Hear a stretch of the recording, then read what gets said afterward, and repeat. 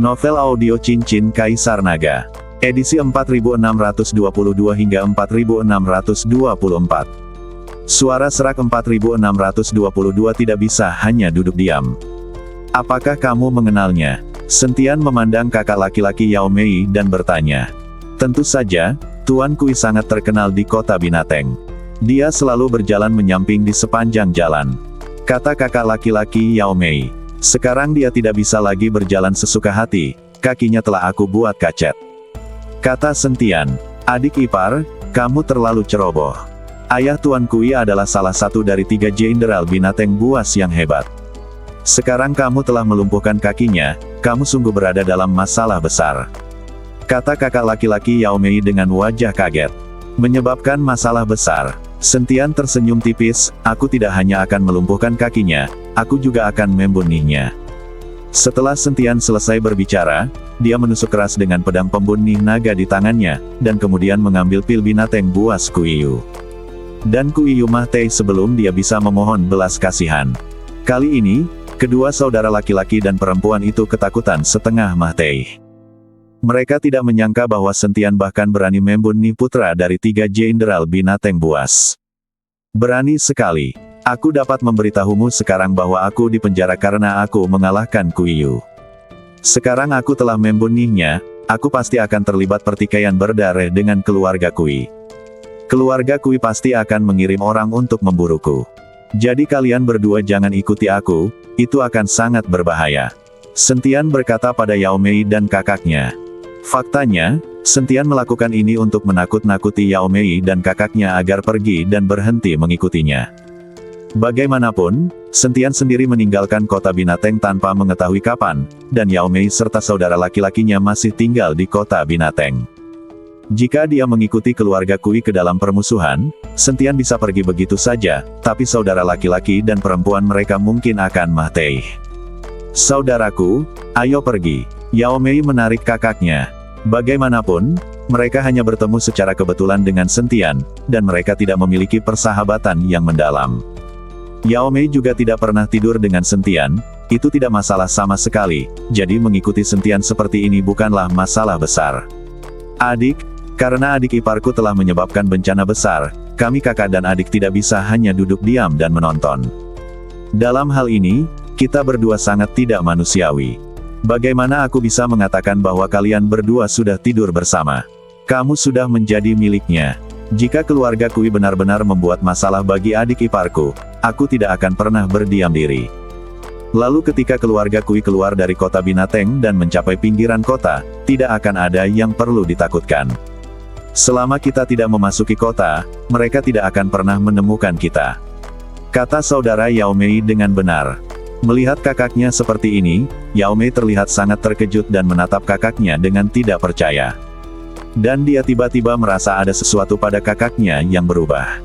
Bagaimana Yao Mei tahu bahwa kakaknya bersedia mengikuti Sentian saat ini sepenuhnya karena kekuatan Sentian, dan Sentian juga tahu tentang urat batu spiritual abadi. Saudaraku, kita berdua. Yao Mei ingin menjelaskan bahwa dia sama sekali tidak pernah tidur dengan Sentian. Adik, tolong berhenti bicara. Hidupku diselamatkan oleh adik iparku. Bisakah aku melihat adik iparku dalam bahaya dan pergi sendirian? Dalam hal ini, apakah kita masih manusia? Kakak Yao Mei langsung menyuruh Yao Mei untuk tidak berbicara. Jika Yao Mei berbicara, dia bukan lagi manusia dan tidak punya hati nurani sama sekali. Ketika Sentian melihat ini, dia tahu bahwa akan lebih sulit membuat 2 orang berhenti mengikutinya daripada mencapai langit, jadi dia berkata tanpa daya, oke, kalian berdua ikuti aku, tapi jangan menjauh terlalu jauh dariku, jika tidak, kamu akan berada dalam bahaya dan aku tidak dapat membantumu. Jangan khawatir, adik ipar, aku sangat akrab dengan daerah ini. Bahkan jika seseorang ingin memburumu, aku bisa mengajakmu bersembunyi. Saudara Yao Mei menepuk bahu Sentian untuk meyakinkannya. Sentian tersenyum tak berdaya dan hanya bisa memimpin 2 orang menuju selatan kota. Setelah berjalan sejauh 100 mil, terlihat pohon yang menjulang tinggi. Ini seharusnya tempat yang dibicarakan Siong Kuo. Suara serak 4623 jangan melakukan hal buruk. Sentian mengikuti saudara laki-laki Yao Mei ke pohon besar, tetapi tidak menemukan siapapun, yang mengejutkan Sentian. Sial, bukankah beruang itu membohongi kita? Saudara Yao Mei menemukan bahwa tidak ada seorang pun di bawah pohon besar itu, jadi dia berkata dengan marah. Mungkin tidak. Dia memberiku semua liontin giok miliknya. Tidak mungkin, itu tidak ada gunanya sama sekali. Sentian menggelengkan kepalanya dan berkata. Pada saat ini, teriakan minta tolong tiba-tiba terdengar. Tolong, suaranya sangat lemah. Jika Sentian tidak memiliki pendengaran yang tidak normal, dia mungkin tidak akan mendengarnya sama sekali. Seseorang berteriak minta tolong. Sentian melirik ke arah suara itu, dan kesadarannya langsung menyebar. Di mana itu? Kenapa aku tidak mendengarnya? Aku juga tidak mendengarnya. Kakak beradik itu menggelengkan kepala, menandakan bahwa mereka tidak mendengarnya. Tapi saat ini, Sentian sudah bergegas keluar. Ketika kakak dan adik melihat ini, mereka juga bergegas bersama Sentian. Dan puluhan mil jauhnya dari Sentian dan yang lainnya, dua pria jangkung dan tegap mengelilingi seorang gadis, dengan senyuman lucu dan cabul di wajah mereka. Gadis itu sekarang gemetar, matanya penuh ketakutan. Kalian berdua, jangan mendekat. Kakakku akan segera kembali. Gadis itu sedang memegang belati di tangannya, mengancam kedua pria besar itu. Xiong Ying, jangan pikirkan itu. Kakakmu telah dipenjara dan tidak mungkin dia akan keluar lagi. Jika tidak, kita berdua tidak akan memiliki kesempatan untuk menikmatimu. Salah satu orang kuat berkata. Ternyata gadis ini adalah adik Xiong Kuo, Xiong Ying. Tidak mungkin, kakku tidak akan masuk penjara, kamu pasti berbohong padaku. Xiong Ying mulai menangis. Jika kakakmu tidak dipenjara, mengapa dia tidak kembali setelah berhari-hari? Kami berdua menyaksikan dia ditangkap dengan mata kepala sendiri. Pria kuat itu menjilat bibirnya dan berkata dengan tidak sabar. Kalian berdua adalah sahabat kakakku, tapi kalian tidak peduli saat dia dipenjara, dan kalian datang untuk menindasku. Apa kalian masih manusia? Xiong Ying mengumpat dengan marah, dia tahu kalau kedua orang kuat ini adalah teman Xiong Kuo. Kedua orang ini juga berubah menjadi beruang hitam, dan mereka mengikuti Xiong Kuo untuk makan dan minum tanpa perbedaan.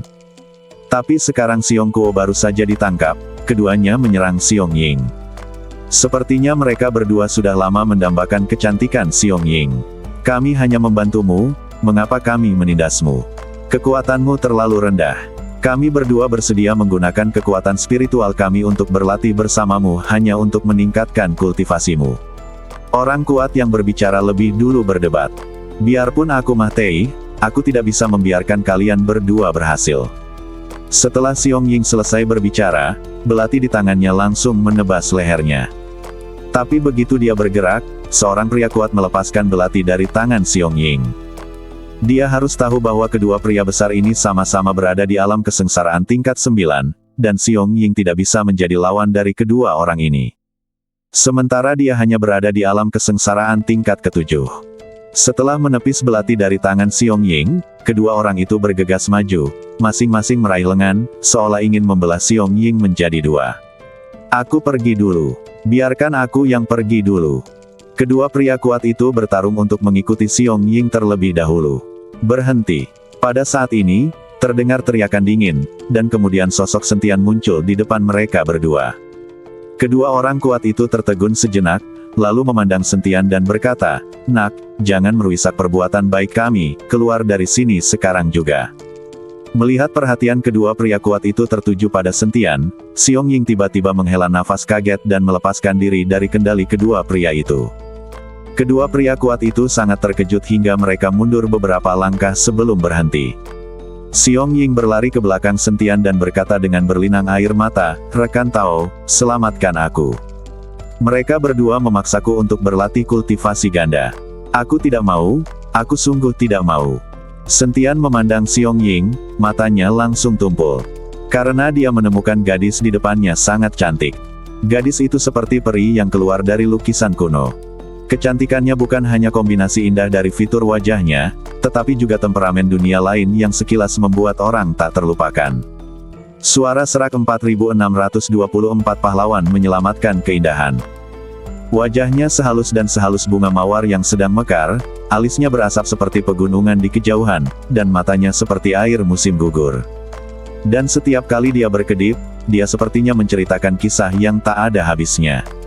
Dia memiliki sosok yang patut ditiru dan anggun, tidak terlalu ramping atau berlebihan. Setiap lekuk tubuh dengan sempurna menunjukkan kelembutan dan kekuatan wanita.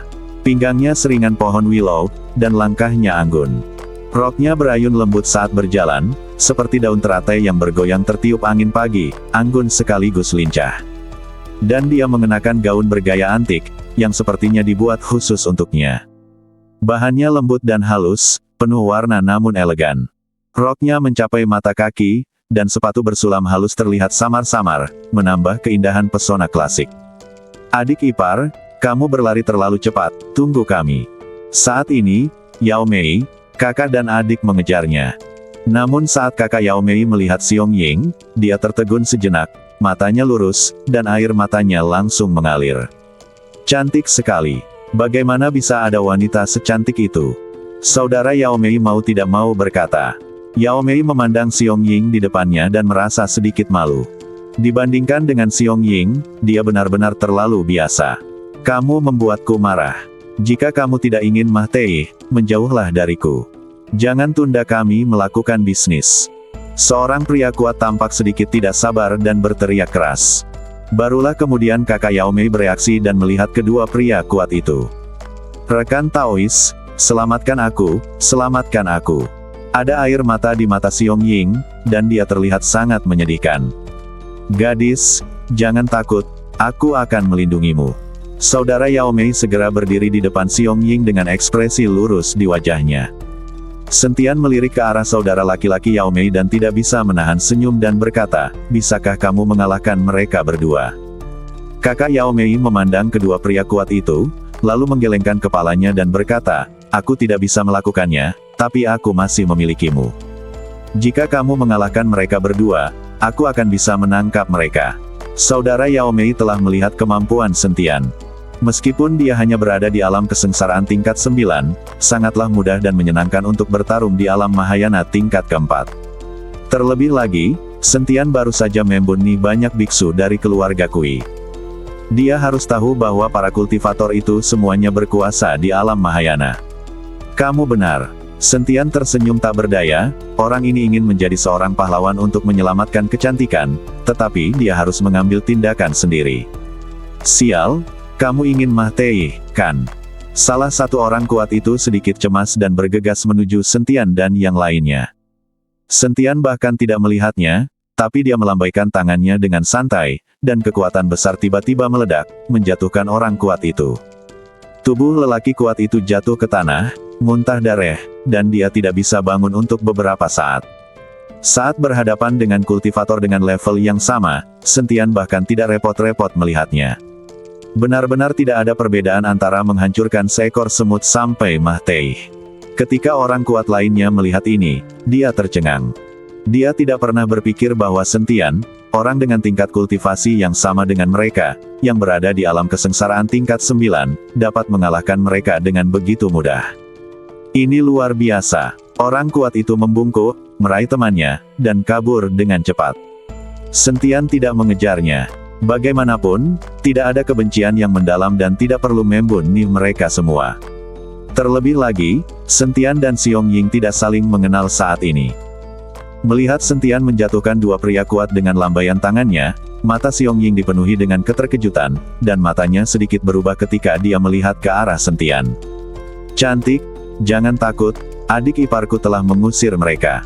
Saudara laki-laki Yao Mei memandang Xiong Ying dan mengucapkan kata, adik ipar, dengan sangat kuat, hanya untuk menekankan hal yang umum. Terima kasih. Xiong Ying segera membungkuk dan berterima kasih padanya. Sama-sama. Ini semua masalah sepele. Aku penasaran siapa nama si cantik itu. Kenapa dia muncul di sini? Saudara laki-laki Yao Mei bertanya dengan tatapan menyanjung. Namaku Xiong Ying, aku menunggu kakakku. Kata Xiong Ying. Xiong Ying, Sentian dan kakak Yao Mei terkejut pada saat yang sama, memandang Xiong Ying dengan tidak percaya. Bersambung.